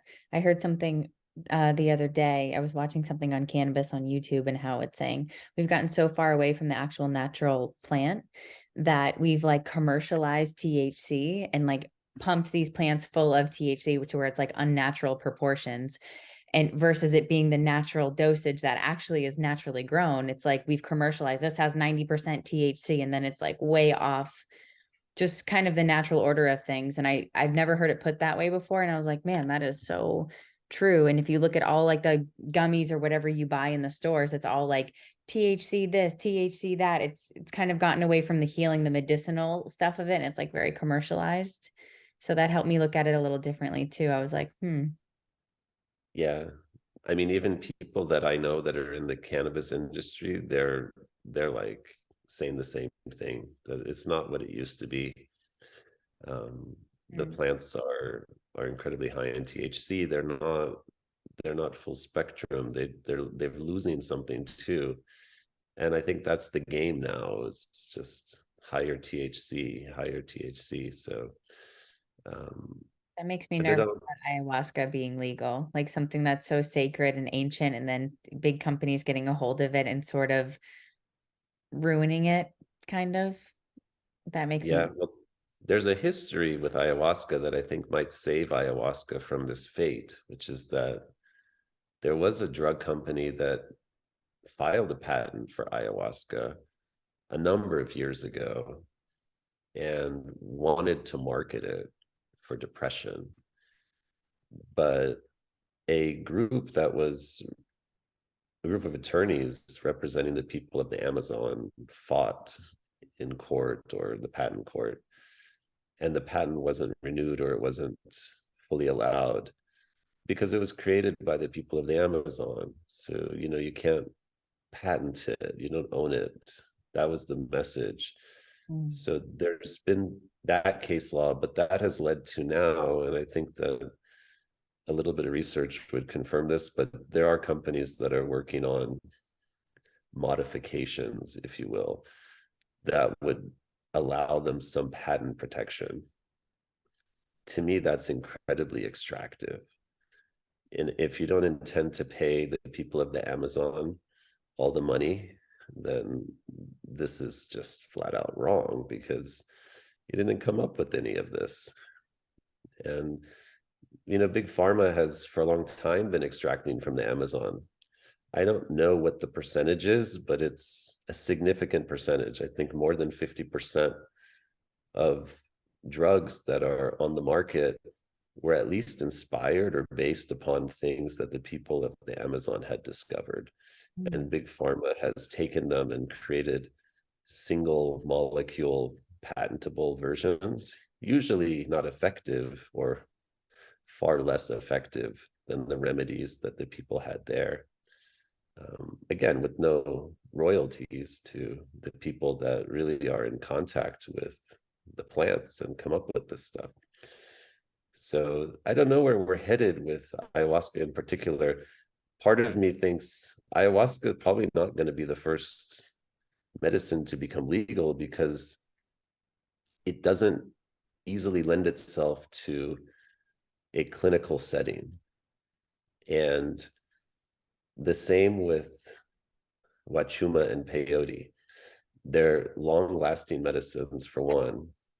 Wachuma, for instance, might last 12 to 16 hours. So to have a therapist sitting there with a client for that long is not practical. That doesn't work well for them. Ayahuasca, though, comes with all kinds of things that are viewed negatively by the therapeutic industry, all of the purging, all of the loss of control. And I think that will save it possibly from that fate. And it will still remain a plant that is used primarily in ceremonial contexts of people who are really skilled or experienced, because you cannot learn how to work with ayahuasca in a short course, for continuing education. It's a very, very complex plant. But there's a place for all of this. I think I'm all for sovereignty.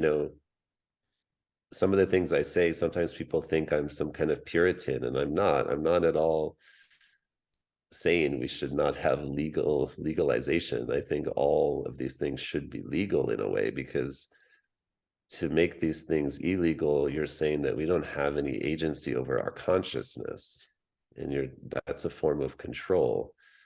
And there are many things that are legal that change our consciousness in bad ways. And so it's a really unfortunate situation where something like alcohol, which is incredibly consciousness altering, is legal, but something like psilocybin is not.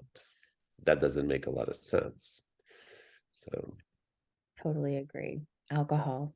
The more I got into plant medicine stuff, the less I wanted to even really touch alcohol, but that's just me and kind of what I've discovered with myself. And the more I'm like, how is this legal? How is this the one that everybody can just go to the store and buy? And it feels so dangerous, compared to anything else that is like illegal or deemed as a big drug. Um, Alcohol just kind of, I don't know. I'm surprised it's the legal one. well, if you look at the history of when things were banned, which was in the late 60s or early 70s, I wasn't alive, but it was Nixon who signed into law this. I mean, you're coming out of a period where in the 1950s, there was tons of research with LSD, even use of mescaline. I mean, thousands of published peer-reviewed papers on the use of LSD in psychotherapy, because it was the psychiatrist who thought this is really helpful for all kinds of things, and would try to figure out how to use it. The government obviously gets very scared of populations that are out of control. In the 1960s, LSD, mushrooms, it led to a lot of inklings of a population of young people who may not be controllable. Well, you don't get that effect with alcohol. Alcohol, people drink, and you know what? They get hungover and they go to work the next day. They drink again the next night, and it becomes a pattern. It's a very numbing medicine, if you want to call it a medicine. It doesn't lead to great insight. It doesn't lead people into the streets protesting. It usually leads them into a cycle of numbing their pain and just sucking it up and being good citizens, doing what we're expected. And LSD, all these other plants, they have the possibility that, oh, you're not going to be easily coerced into the next thing we're going to push. So of course there's a fear by those in power. Power structures, hegemony is like a very interesting thing to really study, because it's not really a fair thing that we have gazillion billionaire, people that have such wealth, and then on the other end of the spectrum, there are people that struggle to just pay their rent or put food on the table, right? No sane society would look at that and go, that's fair. All these mansions, and then these people work so hard and they can't make ends meet. But then you question, well, why do we tolerate that? Well, because if all the people that were being oppressed decided to uprise, they could easily go storm those mansions and move in and kick out the other guy, but we don't. We're very good. Populations basically support their own captivity. And these plants like ayahuasca, wachuma, psilocybin, LSD, they tend to wake people up to that. And that could be an unintended consequence. We'll see. Maybe that would be a good thing. People wake up to the fact that they're choosing their own, their own enslavement in many ways. So earlier you said something about what ayahuasca gave you, which I think was your connection to spirit and your connection to source. And I was actually wanting to ask you a question about like what has delving into the plant medicine world given you personally. I think the biggest gift it's given me is a connection to who I am, which I would never have known. I kept doing all kinds of things because it's who I thought I was. It's what I thought I was interested in. But at its core, really diving in with ayahuasca really revealed like some parts of me that I just wasn't familiar with. I didn't know were there. And so it's made me more whole as a person. I was never a religious person. It was very interesting because my mom comes from a Jewish background. My dad comes from a Muslim background, but they raised us in the Catholic Church in Texas. So I had like probably a lot of confusion, but I never had any kind of connection with spirituality where there'd be a time where I didn't believe in God because I thought God was what was in, there was a man in the clouds, or it just the way that religions talk about God just never resonated with me. And so it wasn't until I was deep with ayahuasca for a few years that something opened and I experienced, the indescribable, where I could only come back and say, yeah, there's a God, but it's not a man. It's not in a cloud. It's a very advanced technology beyond our wildest comprehension. The kind of technology that can create universes is not anything like a human. Of course, we're made as part of this universe. So there's a part of us that is the thread of that. But I think we look really silly when we try to make God out to be human-like. And we make ourselves look silly by doing that, because God is so beyond our wildest comprehension. And the only way to really know God, I think, in my experience, is to experience God. And I think it's taken me to a different place, a different relationship with the universe, to know that, you know, this three-dimensional world we live in, our senses are very primitive. They were intended to live in this realm, but there's possibilities within us to experience some of that, what's beyond. And you know, it breaks my heart in a way too, because on many levels I want people to experience that. Like, there are people in my life where, like my dad, for instance, I would, I think I told him these things, but he's like, okay, well, I'll just trust you. But like, to me, I'm thinking, oh, it's so sad that you don't get to experience it. Then you don't have to trust anybody. Then you just know. And so for me, that was, I think, the biggest gift. And then continually just revealing more parts of who I am, and seeing my life as kind of an adventure of self-discovery, where we're not, there's no final resting place where it's like, okay, I've made it, I've figured it all out. It's not like that. You know, the second I think I figured it out, if I continue to work with the plant medicine, then it's like, oh wait, there's a whole nother thing that you didn't see. It's like the new, you know, the lessons evolve. And because I'm really interested in learning, I'm very curious about learning, I view it as a way of learning. It's a really interesting way to learn too, because it's not being taught by a book or what like somebody said. It's by experiencing. And that is another whole conversation. But I think our education system discourages people from the self-experience learning that can be much more valuable than what you read in a book, or what you study about psychology is very different when you're inside and you experience it and you see it. So there's a lot of things that I've gotten from plant medicine, but to me, it's not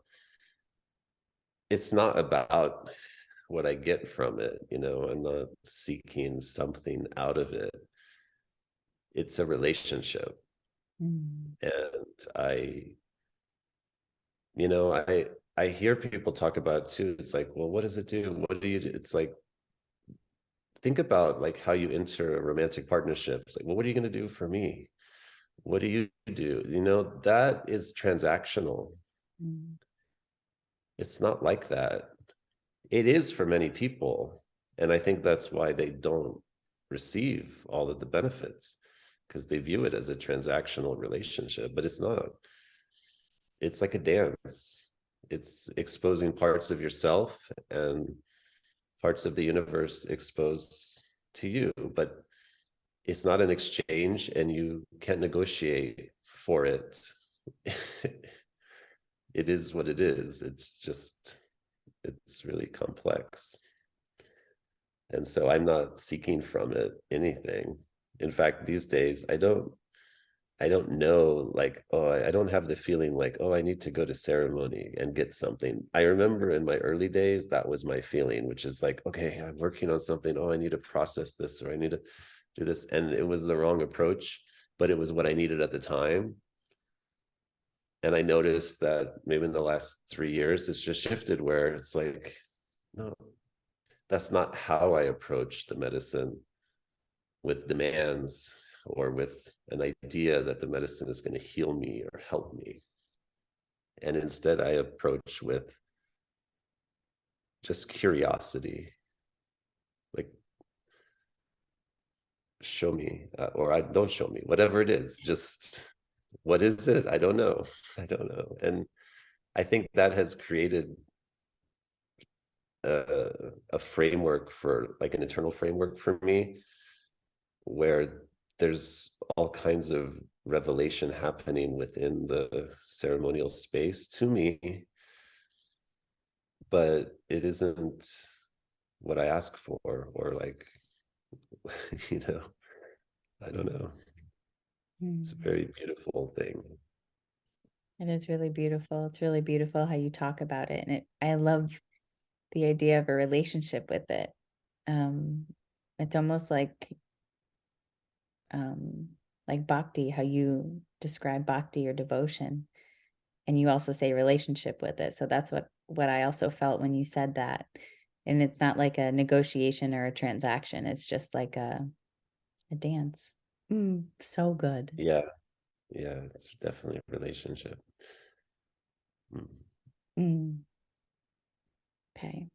Well, I feel like I've kept you long. I could ask you questions for hours, and I didn't even scratch the surface. But I mean, thank you so much. You're welcome. Is Thank there you. anything else that's like on your heart that you have been wanting to say but didn't yet? Mm. I don't know. I don't have anything that I didn't have an agenda coming in, Okay. just to chat with you and see where the conversation went. And hopefully some of what we spoke about, Mm, resonates with people or causes them to have questions. And I invite anybody to really be curious about things. One of the themes I've been noticing a lot lately is just certainty. Like the more certain people are, the less the more certain you are, the less you're probably true about what you're saying, because truth is not a binary thing. Like your truth is true for you, my truth is true for me. It doesn't negate either one. And I think we live in a world where things are constantly being put into these labels like truth or misinformation or this and that. And everyone's trying so hard to protect the psyche, because if you don't know, there's a feeling of uncertainty and a feeling of anxiety that arises in people. So there's this inner need for people to know. Like I've noticed that a lot. It's like people are not okay not knowing. mm, But I don't think that's how it works. I think that the more you think you know, the more diluted you are. The problem is that we never know where we're at. And so I keep reverting back to curiosity, which is just be open to everything. Like it shouldn't hurt me to hear somebody talk and I don't necessarily have their experience. Like that shouldn't be painful to me. If there is, then it's my fault, not theirs. Like, so people should be able to listen to other people and disagree, but like smile and go, wow, I didn't think of it that way. And maybe that doesn't convince me, but that's okay. Like there's no harm. I feel like there's a war of truth going on, and it really hurts the psyche. mm, So I just encourage people to revert to curiosity. Curiosity is where wisdom comes out of, because you kind of start to see that, well, actually, we're probably all wrong about everything because of the fact that we have to describe it in words, and words always fail to describe this universe, no matter what aspect we're talking about. Mathematics is another language. Maybe that gets close, but it doesn't hit the nail on the head either. It's all, we're all just fumbling around, and that's okay too. Be okay not knowing. mm. So that's kind of what I've been reminding people of lately, is it's okay. Just keep an open mind. And that's kind of how we started the conversation with who are you? What do you do? And I said, well, if you name me, you negate me, right? Mm. Like, so maybe just leave things unnamed is a good practice as well. And that reminds me of when I asked you the question, what would you tell your younger self or somebody new on the journey? And I mentioned it actually in the podcast with Mallory, and I probably totally butchered it. But you were talking about basically being in the uncertainty and like waiting in the desire and not needing to get to a destination or something like that. Yeah, I don't remember what I told you because it was in a voice message and I was probably driving, but something along the lines of that, because early in my spiritual journey, I'm not going to project this on other people. I kept thinking I found it. I thought, oh wow, the Buddha, he really found it. He really got it. And I read everything that I could and I practiced the practices. What you start to see as you go along is that, well, some things, there's always some like holes in it, like pieces that don't make sense, but then the explanation will come to like make it make sense. But nobody questions the explanation. So then I just the way my mind works, I start to like dig deeper and I realize like, oh, there's a lot of holes in this that have to be filled. So then it's like, oh wait, yoga, that might be the way.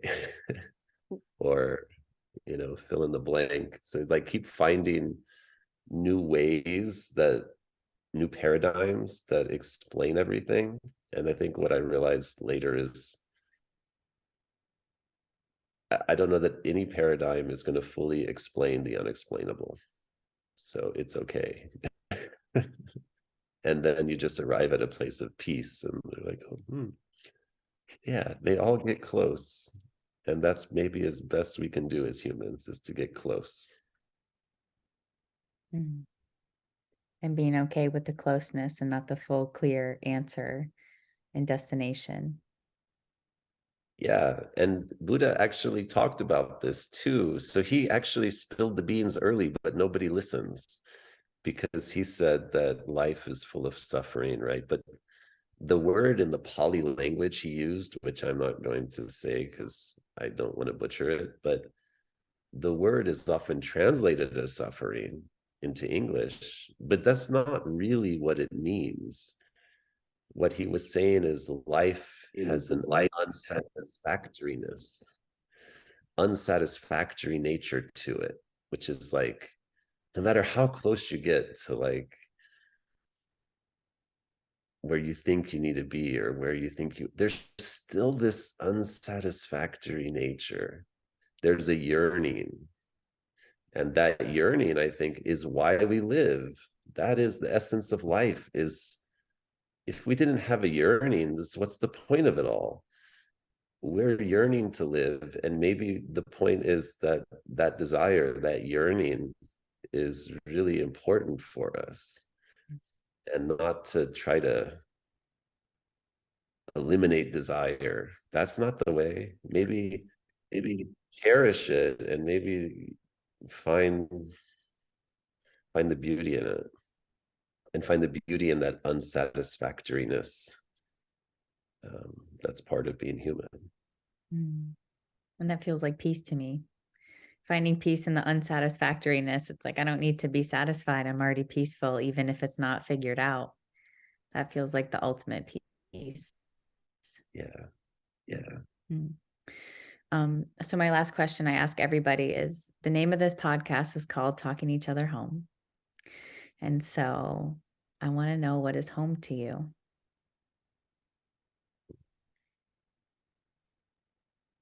Home for me is not a physical place.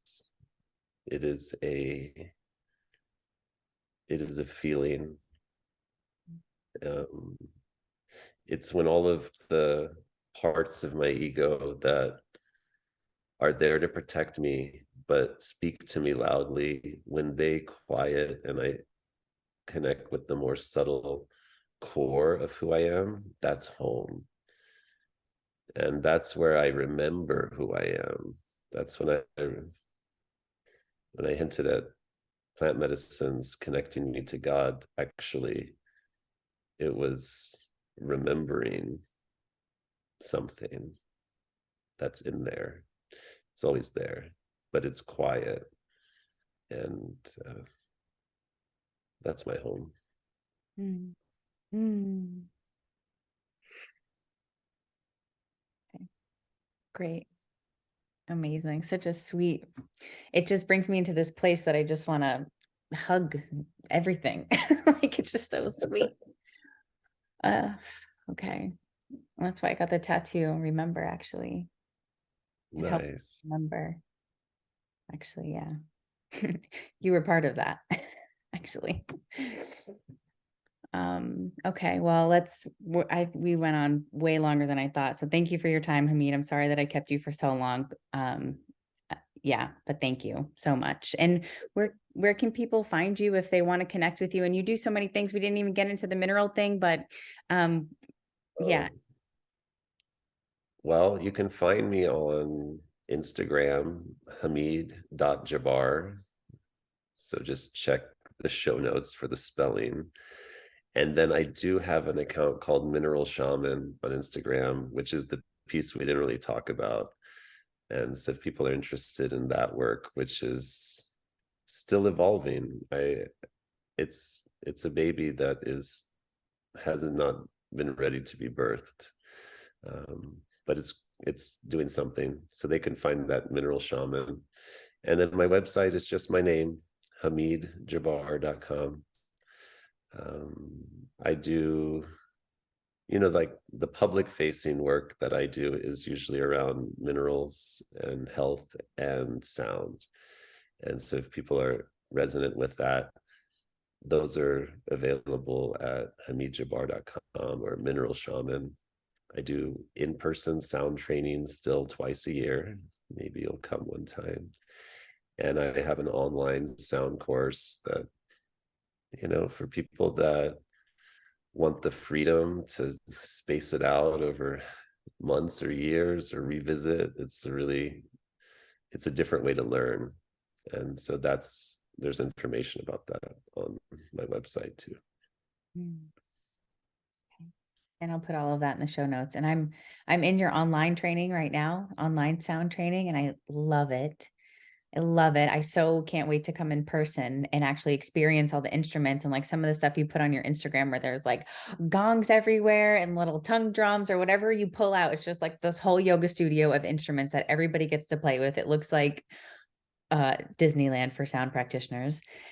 And so, but I'm in the online one and it's amazing. Like I am just blown away learning about Om, learning about the sound, and like we're hearing geometry. I forgot to mention that earlier, but I was like, that is so cool. So there's so many things that you have in there that just make you think about sound and music in a totally different way. And it makes it more accessible and less like you have to be a musician. It in Right. like the overtones, I'm like, okay. So I'm understanding musical language that I never thought I would get. And I don't know, it's just I'm loving it. So if anybody's thinking about learning about sound, at least get this thing, and then you're definitely going to want to come in person and do and practice with Hamid. But I love it. Mind blown every single lesson. I hear something new every single day. I turn that thing on, and I don't want to post so much about it because it's like, I don't want to like overwhelm anybody or like totally blast you with a bunch of stuff, but it's that good, that exciting to me. Um, yeah, so that's just a little testimonial for you. I appreciate it. Yeah, I'm happy to hear that it resonates, and as you mentioned, if you ever come to the in-person one, it is like a bunch of kids playing with instruments for 2 weekends because it's just a lot of fun. Yeah, it looks like a lot of fun. So I don't know, anybody check out his Instagram and you'll see some of the stuff that they do in person. If sound healing or meditation or journey sounds exciting to you, I would say to go for it because I don't know, like we're all musicians and artists. And I think that we've just been told that we're not. Coming from somebody who was kind of an athlete, like never played anything or sang anything. And now I'm really getting into it and finding myself in a new way. And if I talk about my teacher, this is it. It's Hamid. So yeah, that's why it's so exciting to have you here with me, because it's been a fun journey discovering myself through music with you. So yeah. Yeah. Well, there are no accidents, you know, people come together. It's like there's a resonance, right? And so somehow you came into my life and I came into your life and we share and I learn from you and you learn from me and then you're going to go out and you already are just spreading that vibration. So it's all good. A ripple effect. Okay. Well, thank you, Hamid, and everybody who's watched this and listened to this. Thank you so much for your time and energy. I appreciate you so much. And I hope you enjoyed this episode as much as I enjoyed recording it. So thank you. We'll see you on the next one. Peace.